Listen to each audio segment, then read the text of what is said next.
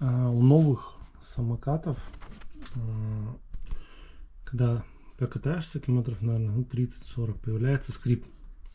Я долго искал, думал, что скрип где-то вот здесь, вот здесь. В результате я перебрал все, кроме вот этого вот узла. И оказалось, что скрипит между вот этими вот железом. Хотя винты были протянуты, в принципе, достаточно нормально.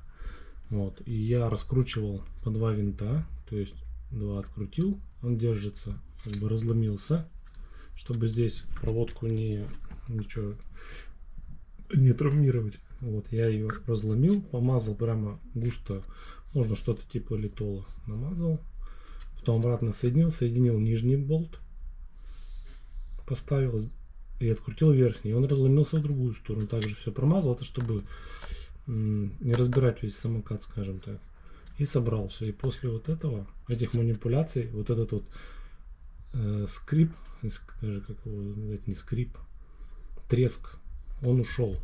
То есть вот именно вот в этой части есть как бы проблема. Кому вот интересно, может, поможет.